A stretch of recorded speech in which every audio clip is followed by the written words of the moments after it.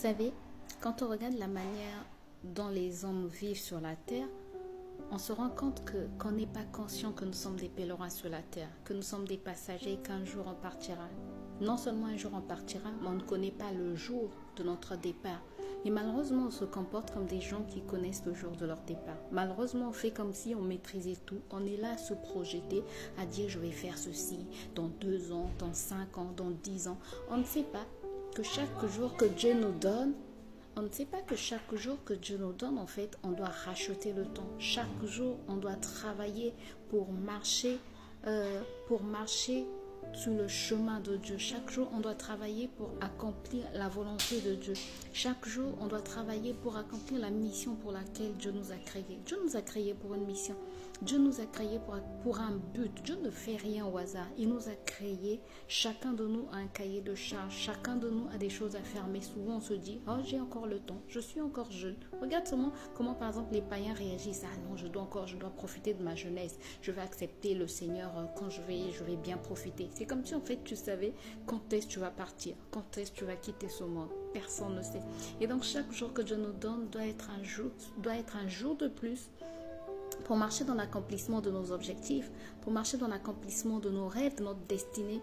Mais au-delà de tout ça, c'est surtout marcher dans l'accomplissement du but de Dieu pour nous. Marcher dans l'accomplissement de la mission que Dieu nous a confiée. Chacun de nous a une mission. Souvent, on a honte, on se dit ah non, si je dis ceci, si je parle de Dieu, si je parle de Jésus, les gens vont se désabonner, les gens auront honte. Mais c'est pas grave. C'est pas grave, parle de Jésus, annonce sa parole, fais connaître la parole de Dieu. Aujourd'hui, j'ai appris le décès d'une ancienne collègue qui était devenue comme une petite sœur. Et ça a été choquant, ça a été vraiment choquant. Il n'y a pas longtemps qu'elle s'est mariée. Rachetons le temps, parlons de Jésus aux gens, exhortons les gens. Parlons de la parole de Dieu. Rachetons vraiment le temps parce que les jours sont mauvais. Et chaque jour, demande à Dieu de t'aider par le Saint-Esprit. Le Saint-Esprit, il est dit dans la parole de Dieu que quand le Saint-Esprit viendra, il vous conduira dans toute la vérité. Donc chaque jour, demandez à Dieu par le Saint-Esprit qu'il nous conduise dans toute la vérité. C'est-à-dire qu'il nous conduise aussi sur le chemin de notre mission, de notre destinée.